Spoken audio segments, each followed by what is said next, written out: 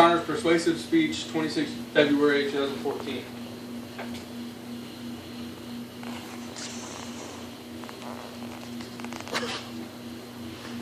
Alright. Okay, football is a sport with the highest concussion rate in front of hockey and lacrosse. According to Tom Ferry at ESPN.com, high school football players are twice as likely to get a concussion as any college football players. This all starts at the beginning of every football player's career when they are the young kid putting on a helmet for the first time. This is the time where everything they learn about the game is absorbed into their mind and stays there long after their football careers are over. This is where they learn and sometimes experience the dangers of the game and also some of the safety tips. These first few years are crucial and will determine the rest of their football careers. I want to discuss the problem that is concussions and neck injuries in youth football, why they happen, and I hope to persuade you that the heads-up program that the USA Football has created is the best program in the nation, and it should be the main point of teaching in every youth football field in America. So what is the main problem that many coaches and parents are facing with their children in youth football today? The injuries in youth football in America. In a study by the University of Iowa in 2009, it showed that there were 250,000 hospital-reported injuries to football players ages 19 and below in the United States. According to an organization called Stop Sports Injuries, it noted that 62% of all organized sports injuries happen in practice. USA Today said that youth football concussions often go unreported by the child because they do not want to stop playing the game, or they have a sense of pride that enables them to tell the coach that they're actually injured. Another main problem in each youth football is also the coaches. Competitiveness comes with the territory when it comes to football, especially if you're somewhere from where I am, which is Texas. Some coaches really can't distinguish between wanting to win and needing to win, so they get ultra competitive when it comes to their teams and how they play and how they practice. Coaches will do anything to win, including teaching their players to hurt the opposing teams and not teaching them properly how to tackle. So why do these injuries happen, and why at such a young age? The cause of these injuries is quite simple.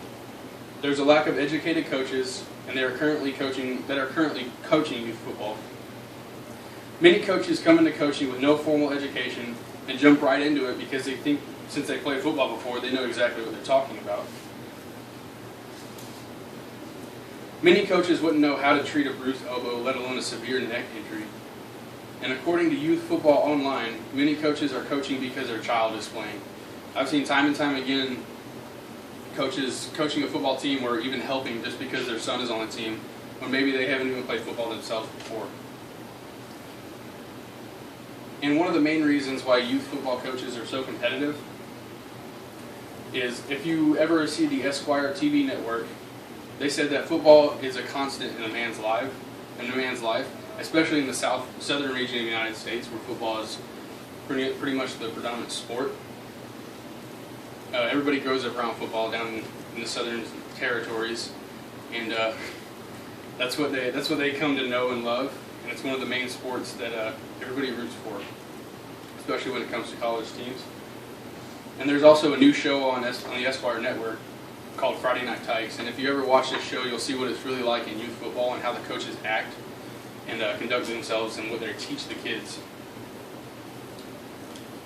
This TV show that I was talking about, this shows how hard coaches are pushing their players and why this football tradition is so important. And it also shows why most men in America will go to great lengths not to break the tradition that is football. So what should we do to stop these types of injuries and this type of behavior and keep the game safe for the kids? Some of the programs that should be mandatory, in my opinion, and I think everybody else should agree with me, for each and every league in the United States is the first one, which is what I grew up around, playing in Texas. It's called the Pop Warner Football Association, and it's the first program that has already made its way around the country, and I think it's in over 45 states. And Pop Warner was created in 1929.